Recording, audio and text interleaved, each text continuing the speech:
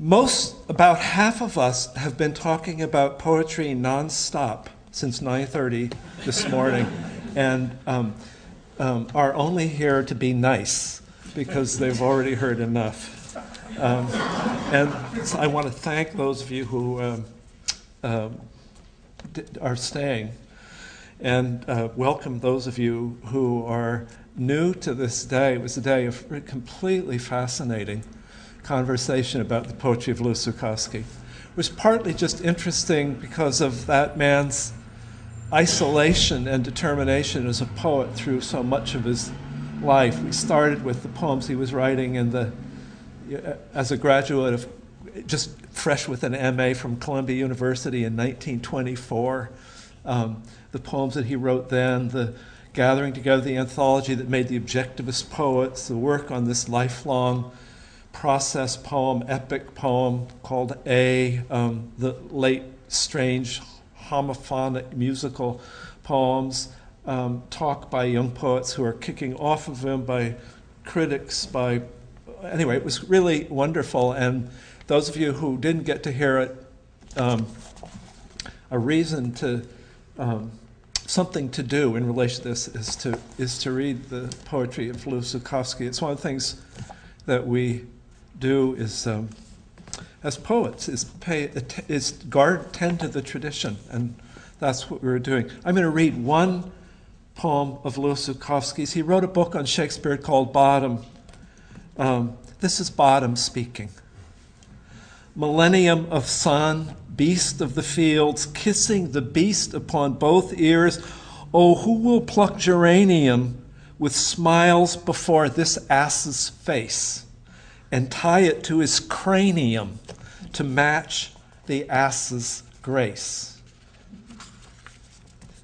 I thought that that would be a place to start. My friend Czeslaw Milosz died this August in Krakow.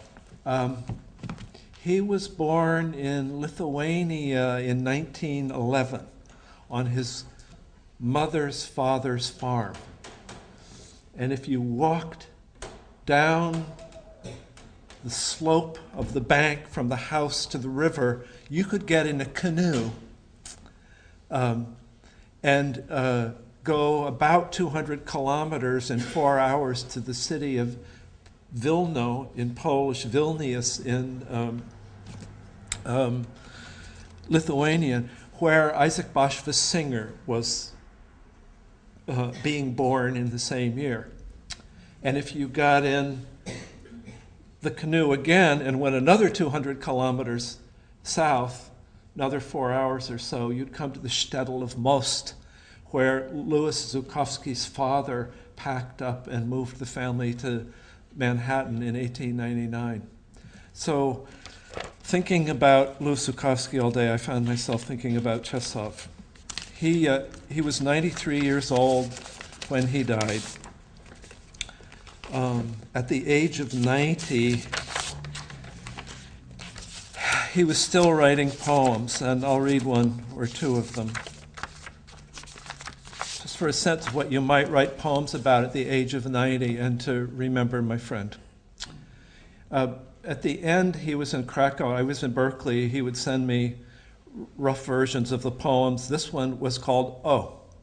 So I emailed him and said, "Do you mean O exclamation point or OH exclamation point?" And he emailed me back and said, "We better do this on the phone." So I phoned him and said, he was almost completely deaf at that point. So I said, "Czeslaw, do you mean oh or oh?" And he said, "Oh, for sure." He would yell back when I was yelling. So this poem is called Oh. Oh, happiness, to see an iris, the color of indigo as Ella's dress was once, and the delicate scent was like that of her skin. Oh, what a mumbling to describe an iris that was blooming when Ella did not exist, nor all our kingdoms, nor all our domains. He went on to do a series of these, and all the rest of them are based on paintings. I'll just read one more. And this one is called, Gustav Klimt, 1883-1918, Judith Detail, Österreich Museum. Some of you undergraduates might not. Do you have an image of who Klimt is? The really sexy paintings? This poem is about the fact that all of the young guys in World War I went into those trenches with his sexy images in their heads. Gustav Klimt. Lips half opened, eyes half closed, the rosy nipple of your unveiled nakedness, Judith, and they, rushing forward in an attack with your image preserved in their memories, torn apart by bursts of artillery shells, falling down into pits, into putrefaction. Massive gold of your brocade, of your necklace with its rows of precious stones, Judith, for such a farewell. Appropriate enough to these days. So this morning I read a little poem to Lenin by Zukofsky. This is a little poem by me to Czeslaw, for Czeslaw Milosz in Krakow. The fog has hovered off the coast for days and given us, The fog has hovered off the coast for weeks and given us a march of brilliant days you wouldn't recognize, who grumbled so eloquently about gray days on Grizzly Peak, unless they put you in mind of puppet pageants your poems remember in Lithuanian market towns just before the First World War. Here's more theater. A mule-tail doe gave birth to a pair of fawns a couple of weeks ago just outside your study in the bed of Ixalis by the redwood trees. Having dropped by that evening, walking down the path, I saw, though I couldn't tell at first what it was, I saw a fawn, wet and shivering, curled almost in a ball in the thicket of toyon and hazel. I've read somewhere that the does hide the young as best they can and then go off to feed and recruit themselves. They can't begin to nurse until they graze. They can't graze the juices in the leaves if they stay to protect the newborns. It's the glitch in engineering through which chance and terror enter on the world. I looked closer at the fawn. It was utterly still and trembling, eyes closed, possibly asleep. I leaned down to smell it. There was hardly a scent. She had licked all traces of the rank birth smell away.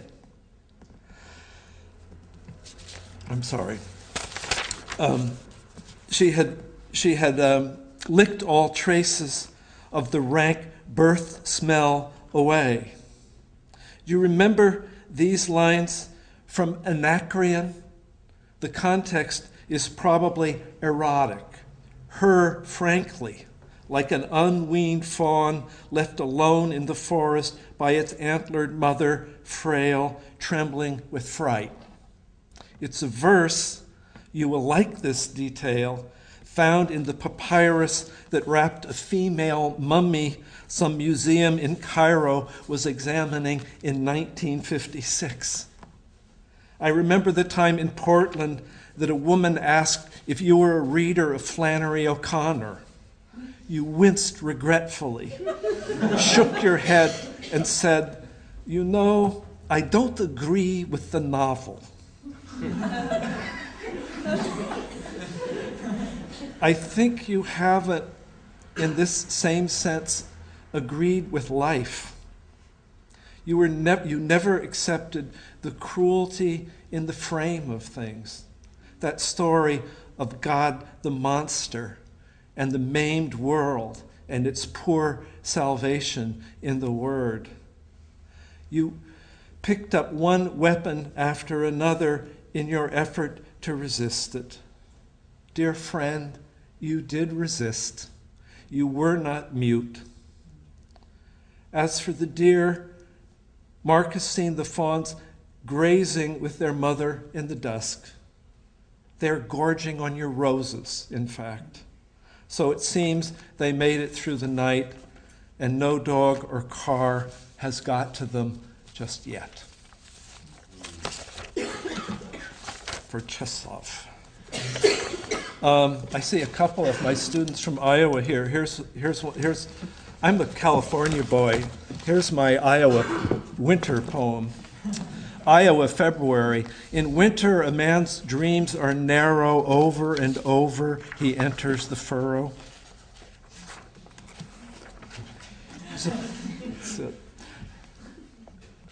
After truckle, for this time of year, November night, the sun gone down, evening with its brown and blue, music from another room, evening with its blue and brown, October night, the sun gone down. Envy of other people's poems, having read Zukofsky and Milosz to you. In one version of the legend, the sirens couldn't sing. It was only a sailor's story that they could. So Odysseus, lashed to the mast, was harrowed by a music that he didn't hear. Plungings of sea, wind shear, the offshore hunger of the birds, and the mute women gathering kelp for garden mulch, seeing him strain against the cordage, seeing the awful longing in his eyes, are changed forever on their rocky waste of islands by their imagination of his imagination of the song they didn't sing.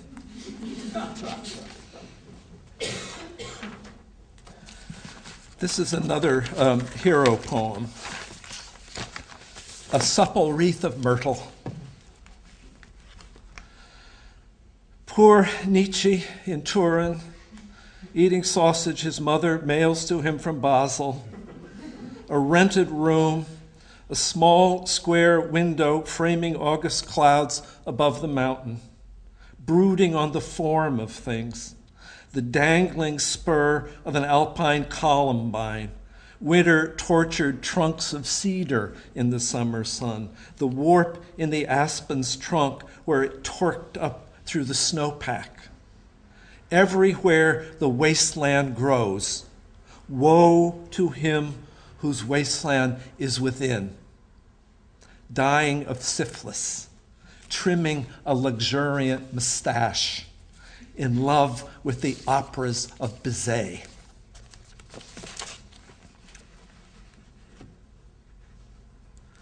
Futures in Lilacs. It's an investment strategy poem. Futures in Lilacs. Tender little Buddha, she said, of my least Buddha-like member. She was probably quoting Allen Ginsberg, who was probably paraphrasing Walt Whitman. After the Civil War, after the death of Lincoln, that was a good time to own railroad stocks. But he was in the Library of Congress researching alternative Americas, reading up on the curiosities of Hindu philosophy, studying the etchings of stone carvings of strange couplings in a book.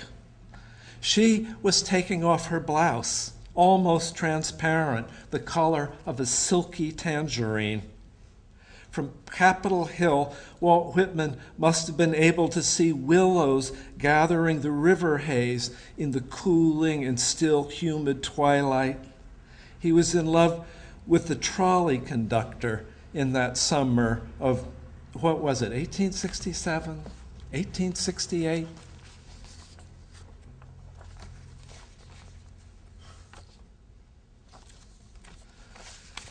Can you hear me in the back? This is a poem about jealousy. It's called The Distribution of Happiness. Bed covers thrown back, tangled sheets, lustrous in moonlight, image of delight or longing or torment, depending on who's doing the imagining. I know you are the one pierced through. I'm the one bent low beside you, trying to peer into your eyes. Bless the world if you could stand in all three places, or let it go. This is called etymology. I was writing a poem that Zukofsky quoted a bit of, in which the argument of the poem required me to list bodily fluids.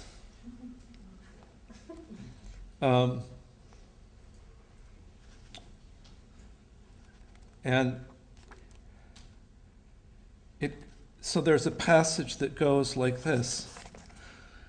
The body's fluids and solids, its various despised disjecta, toenail parings left absently on the bedside table that your lover the next night notices there, skid streaks in underwear, or little faint odorous pea blossoms of the palest polleny color, the stiffened small droplets in the sheets of the body's shuddering late-night loneliness and self-love, russets of menstrual blood, toe jam, earwax, phlegm, the little dead militias of white corpuscles we call pus. What are they, after all, but twins of the juices of mortal glory, sap, wine, breast milk, sperm, and blood?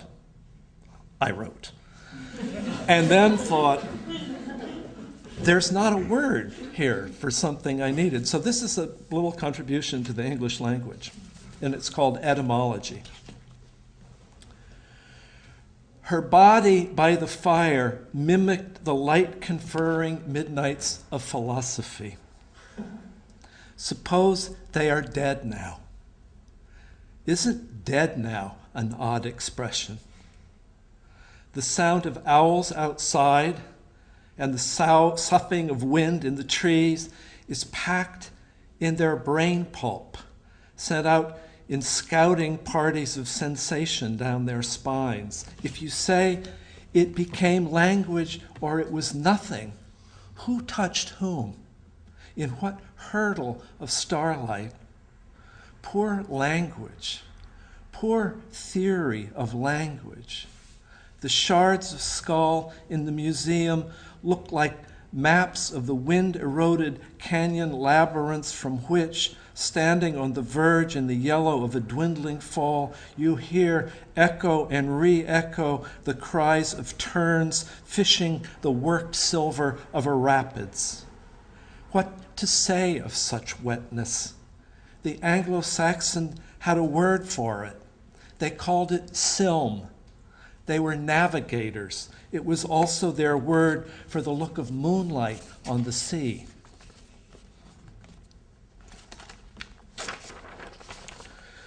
Which leads into other problems about the problem of description. This one is called the problem of describing color. If I said, remembering in summer the cardinal sudden smudge of red in the bare gray winter woods, if I said, red ribbon on the cocked straw hat of the girl with bee-stung lips who holds the wiry, red-tongued lapdog to her hip in the painting by Renoir. If I said fire, if I said blood welling from a cut, or flecks of poppy in the tar-grass-scented summer air on a wind-struck hillside outside Fano, if I said her one red earring dangles from her silky lobe, if she tells fortunes with a deck of fallen leaves until it comes out right, rouged nipple, mouth, how could you not love a woman who cheats at the tarot? Red, I said, sudden, red.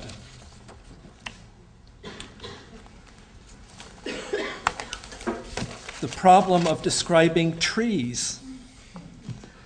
The aspen glitters in the wind, and that delights us, flinging its coin of light through afternoon. I cut that line. Wait, you didn't hear it. It's out. The problem of describing trees. The aspen glitters in the wind, and that delights us. And the leaf flutters, turning, because that motion in the heat of summer protects its cells from drying out. Likewise, the leaf of the cottonwood. The gene pool threw up a wobbly stem and the tree danced. No. The tree capitalized. No. There are limits to saying in language, from the tree's point of view, if the tree has a point of view, what the tree did. It is good sometimes that poetry should disenchant us. Dance with me, dancer, Robert Duncan said. Oh, I will. Mountain, sky, the aspens doing something in the wind.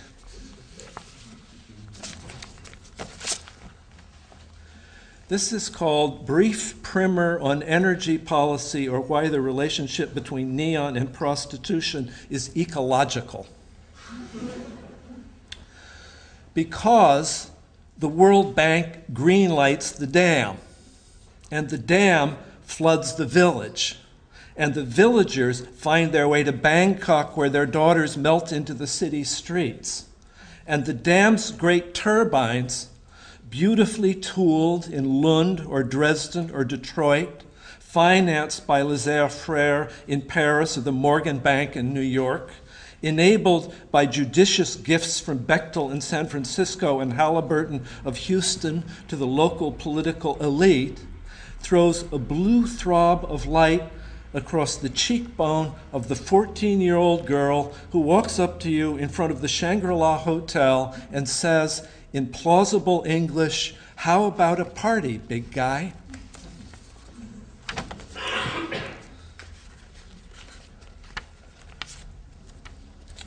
I have more to say on that subject in a minute, but I'm going to, this is a poem called Time and Materials. I was given the assignment and the pleasure of living with a series of suite of abstract paintings by Gerhard Richter that were in show in San Francisco Museum of Modern Art for a while, with the assignment of writing something about them. Quite amazing paintings.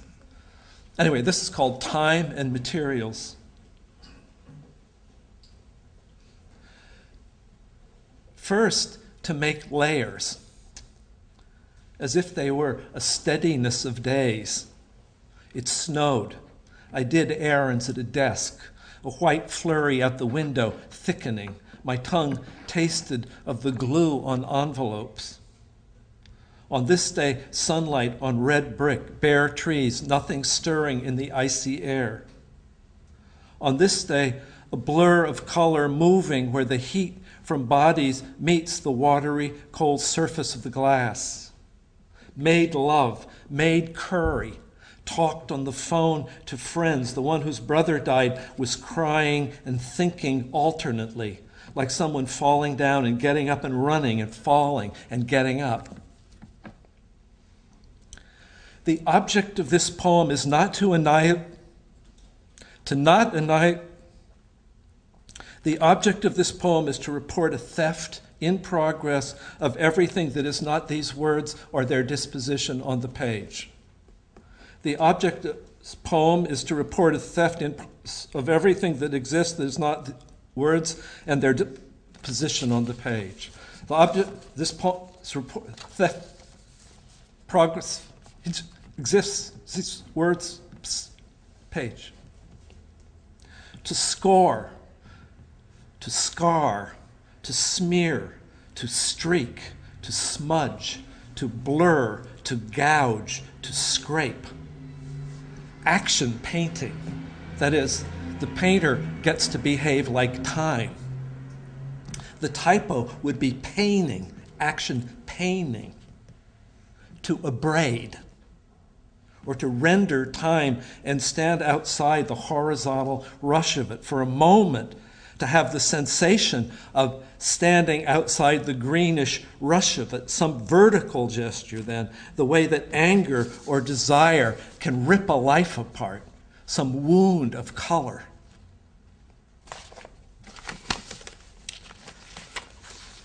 I'm going to go from that to another poem about time. It's a narrative poem.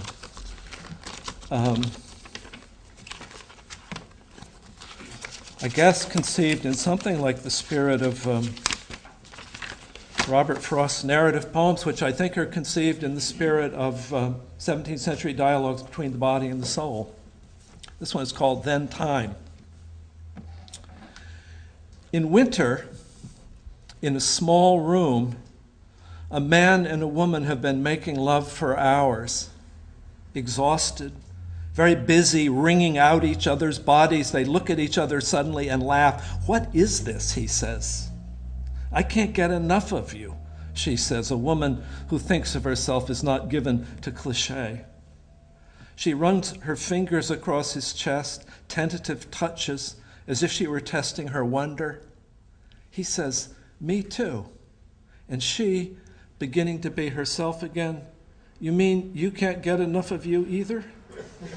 "I mean," he takes her in his hands and shakes them, "where does this come from?"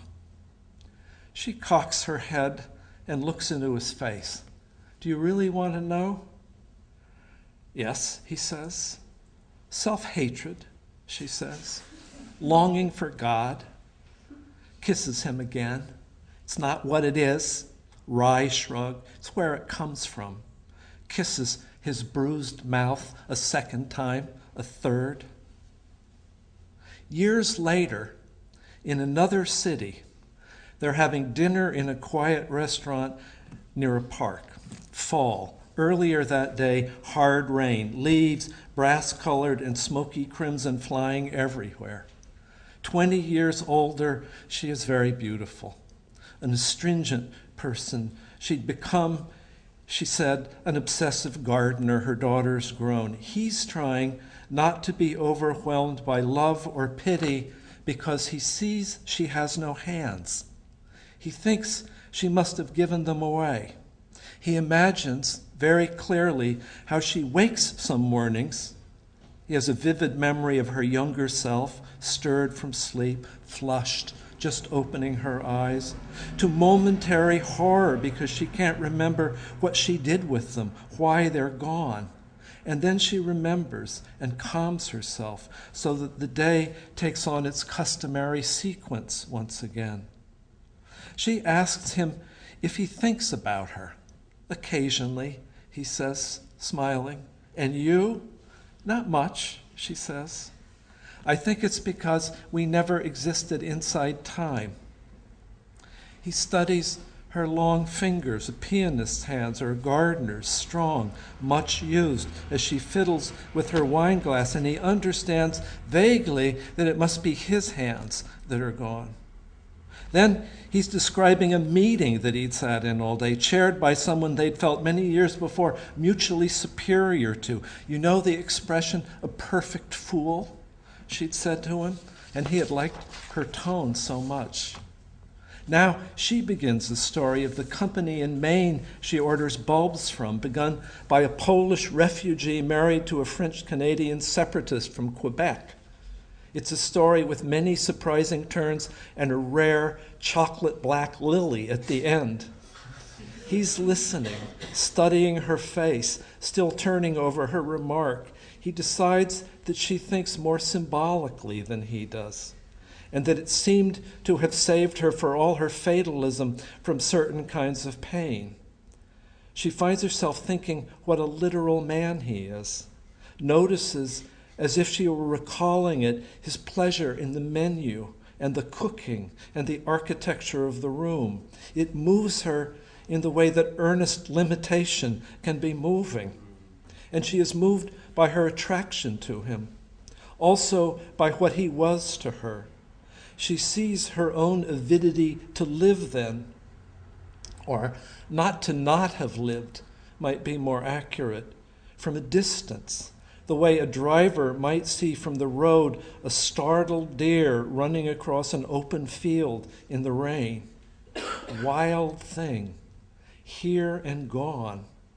Death made it poignant, or if not death exactly, which she'd come to think of as creatures seething in a compost heap, then time.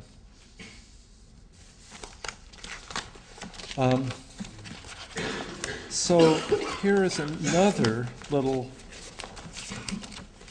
narrative poem that came out of that experience of reading that and thinking, oh, I can write narrative poems. Unfashionable. What fun. This is called Drift and Vapor Surf Faintly. How much damage do you think we do, he says, making love this way when we can hardly stand each other? I can stand you, she says. You're the rare person I can always stand. Well, yes, but you know what I mean. I'm not sure I do. I think I'm more lighthearted about sex than you are. I think it's a little tiresome to treat it like a fucking sacrament. Not much of a pun. Not much. She licks tiny wavelets of dried salt from the soft flesh of his inner arm. He reaches up to whisk sand from her breast. And I like you. Mostly. I don't think you can expect anyone's imagination to light up over the same person all the time. Sand, peppery flecks of it, cling to the rosy, puckered skin of her areola in the cooling air. He studies it, squinting, then licks her nipple lightly. Ugh. I'm angry. You're not really here. We come as if we were opening a wound. Speak for yourself. A young woman wearing the ochre apron of the hotel staff emerges from the dune grass in the distance. She carries snow-white towels. They watch her stack on a table under an umbrella made of palm fronds. Look, I know you're hurt, and I think you want me to feel guilty, and I don't. I don't want you to feel guilty. What do you want then? I don't know, dinner. The woman is humming something. They hear snatches of fading and rising on the breeze. The woman says, that's the girl who lost her child last winter. She's slipping into her suit top. He says, poor kid, and squirms into his trunks.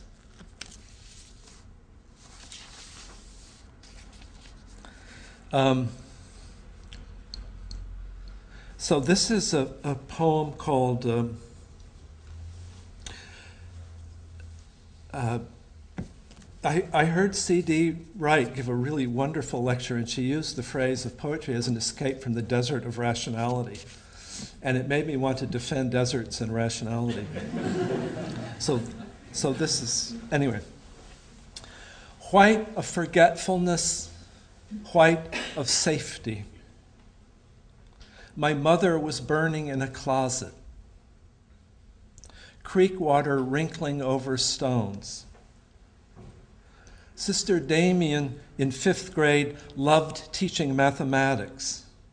Her full white sleeve, when she wrote on the board, swayed like the slow movement of a hunting bird, egret in the tidal flats, swan paddling in a pond.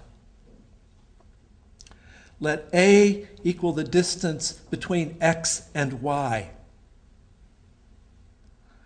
Inca doves in the desert, their cinnamon coverts when they flew. People make arguments. They have reasons for their appetites. A child can see it isn't true. In the picture of the Last Supper on the classroom wall, all the apostles had beautiful pastel robes, each one the color of a flavor of sherbet. A line is the distance between 2 points. A point is indivisible, not a statement of fact, a definition. It took you a second to understand the difference, and then you loved it. You loved reason, moving as a swan moves in a mill stream. I would not have betrayed the Lord before the cock crowed thrice, but I was a child. What could a child do when they came for him? Ticking heat and the scent of sage, of pennyroyal, the structure of every living thing was praying for rain.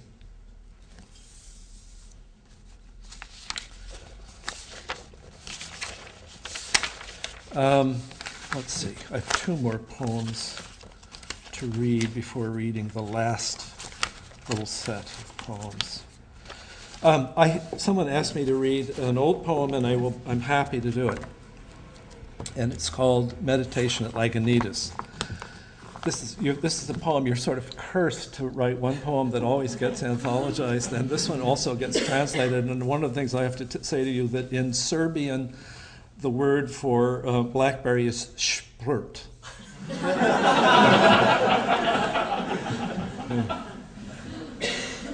Meditation at Lagunitas. All the new thinking is about loss. In this, it resembles all the old thinking. The idea, for example, that each particular erases the luminous clarity of a general idea. That the clown-faced woodpecker probing the dead sculpted trunk of that black birch is, by his presence, some tragic falling off from a first world of undivided light.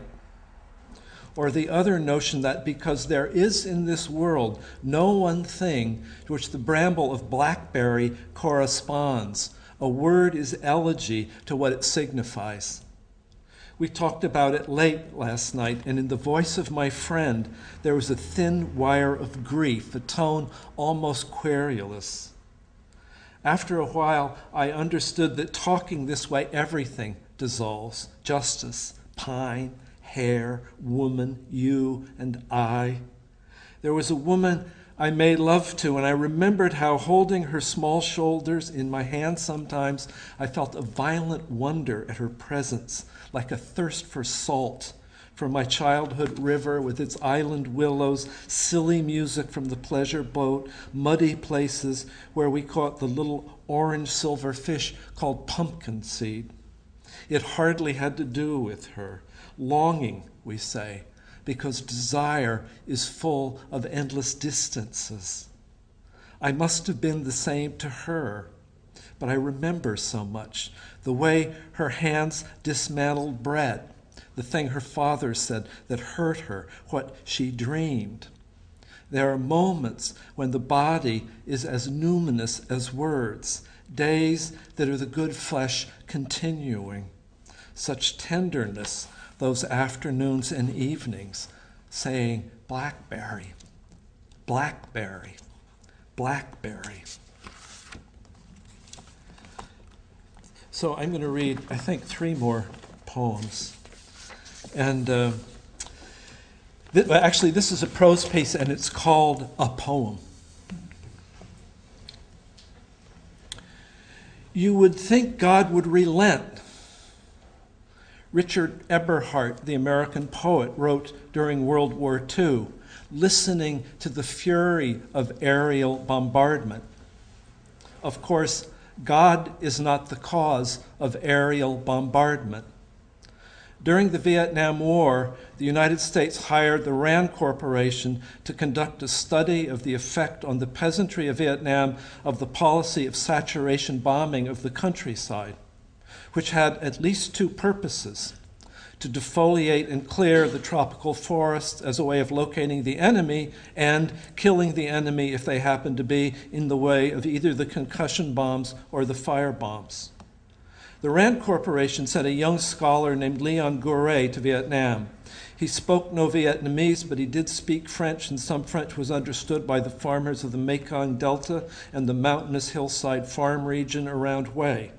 Gouret conducted interviews in both regions. He concluded that the incidental damage to civilian lives from the bombing was very considerable, that the villagers were very angry, and that they blamed the Viet Cong, the insurrectionist army the United States was fighting, and not the United States, because they thought of the Viet Cong as their legitimate government and felt it wasn't protecting them from the United States bombs. Seeing that the bombing was effectively alienating the peasantry from the enemy Vietnamese, Robert McNamara, General William Westmoreland, and President Lyndon Johnson recommended an intensification of the bombing. In the end, there were more bombs dropped on the villages and forests of South Vietnam than were dropped in all of World War II. The estimated Vietnamese casualties during the war is 2 million. It was a war whose principal strategy was terror. More Iraqi civilians have now been incidental casualties of the US bombing of Iraq than were killed by Arab terrorists in the destruction of the World Trade Center. In the first 20 years of the 20th century, 90% of war deaths were the deaths of combatants. In the last 20 years of the 20th century, 90% of war deaths were the deaths of civilians. There is a simple enough response to these facts. The nations of the world could abolish the use of aerial bombardment in warfare. You would think men would relent. And this is this, if I can find it.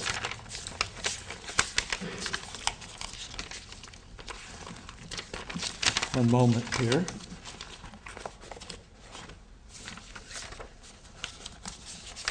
Oh, I hate it when I do this. Just 1 second, and I'll find this piece.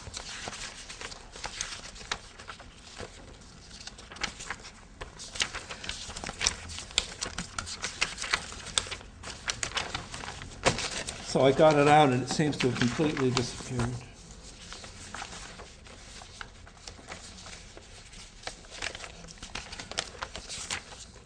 Just give me 1 minute. There's a ton of others I could read here. I did have in mind reading you this poem.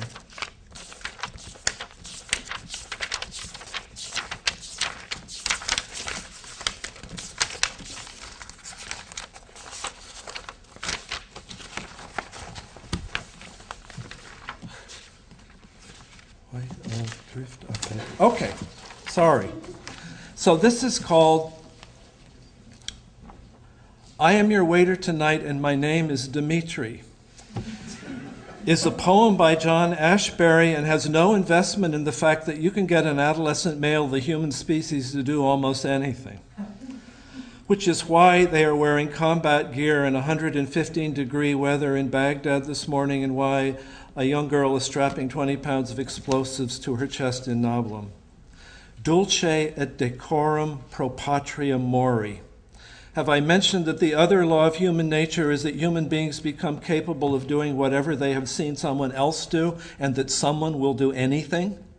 There is probably a waiter in this country so creepy that he thinks his nickname is Dimitri. That would be one explanation. American amnesia is such that he may very well be the grandson of the elder Karamazov brother who fled to the American Middle West with his girlfriend Grushenka. He never killed his father. It isn't true that he killed his father, but his religion was that woman's honey-colored head, an ideal tangible enough to die for, and he lived for it in Buffalo, New York, or Sandusky, Ohio. He never learned much English, but he slept beside her in the night until she was an old woman who still knew her way to the Russian pharmacist in a suburb of Chicago, where she could buy sachets of the herbs of the Russian summer that her coarse white nightgown still smelled of as he fell asleep, though he smoked Turkish cigarettes and could hardly smell.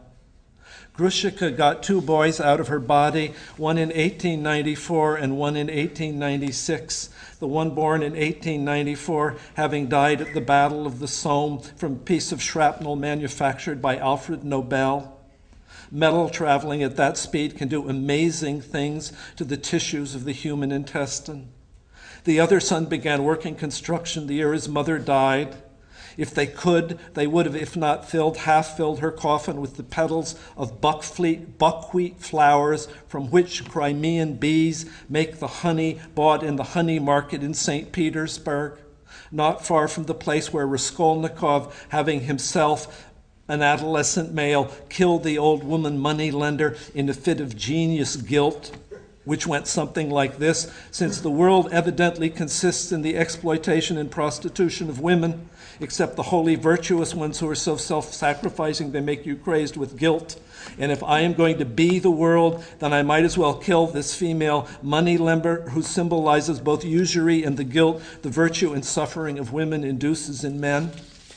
I frankly admit that the syntax of that sentence has escaped me. I step over it lightly.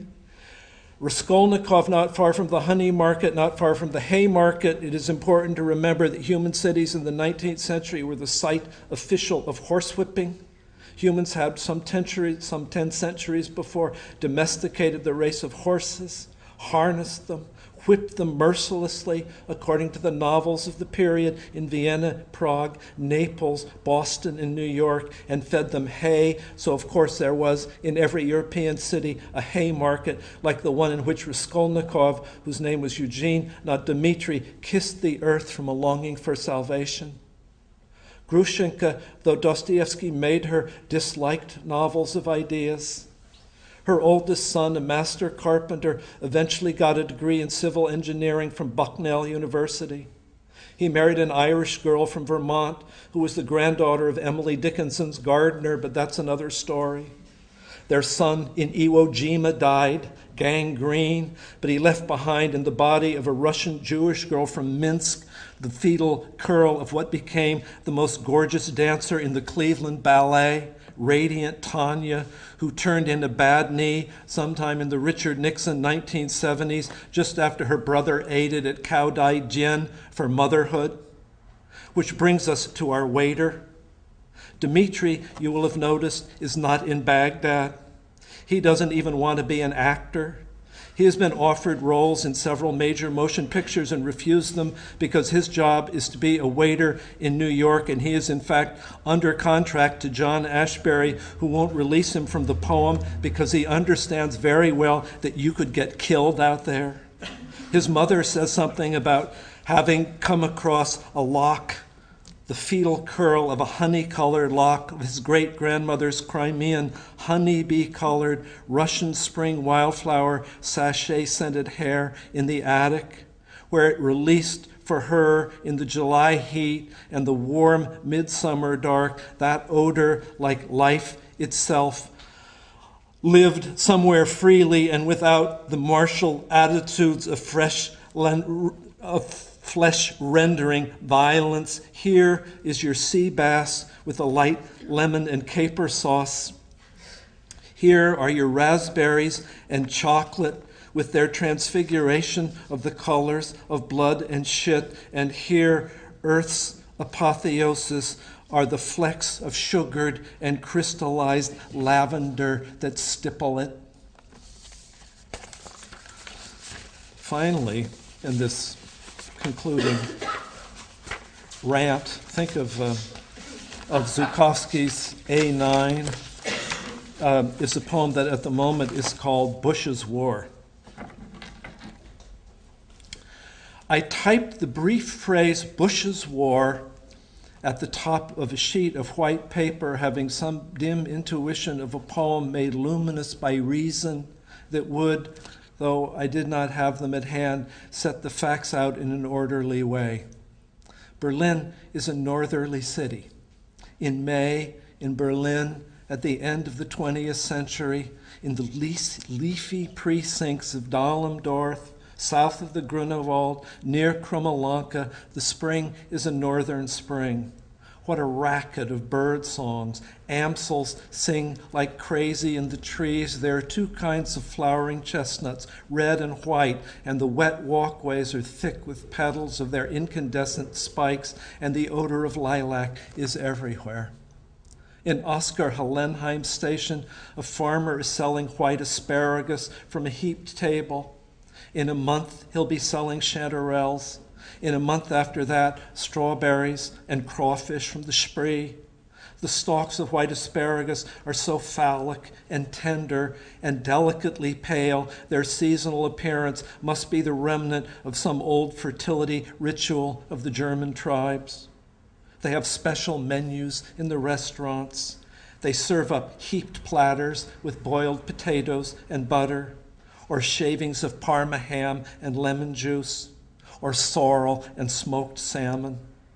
And walking home in the widening, slant, brilliant northern light that falls on the new-leaved birches and the elms, a nightingale is singing at the first subtlest darkening of dusk.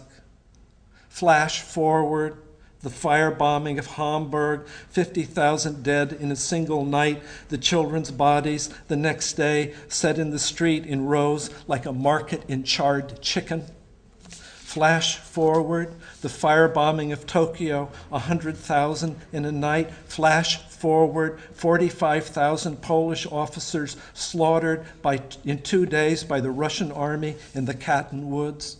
Flash forward, 2 million Russian prisoners of war murdered by the German army all across the Eastern Front, supplies low, winter of 1943. Flash, Hiroshima. Flash, Auschwitz. Flash, the gulags, 7 million in Belarus and Ukraine. In innocent Europe, on a night in spring, among the light-struck birches, students holding hands. One has a novel in her hand, the German translation of a book by Marguerite Duras about a love affair in old Saigon.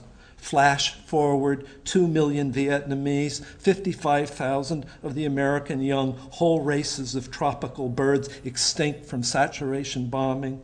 The kind of book the young love to love, about love in a time of war. 45 million all told in World War II. In pretty Berlin, you are never not wondering how it happened. These Germans, too, children then, are unborn, never not wondering. Is it that we like the kissing and the bombing together? In Prospect, at least, girls in their flowery dresses, always time sped up. Someone will always mobilize death on a large scale for economic domination or revenge. And the rest of us, for centuries, have gone along. Now, the well-paid newsreaders have to read their propaganda on the air. The rest of us have to agree to believe that the dead women in the rubble of Baghdad who did not vote to die in order to be dead under another government than the dictators are participating in something that is supposed to lead to democracy. It's not complicated. They didn't vote to die. The rest of us have to, well, this is not, of course, a poem. We do what they tell us. We activate our mild forms of rational and communal semi-resistance, and it goes on.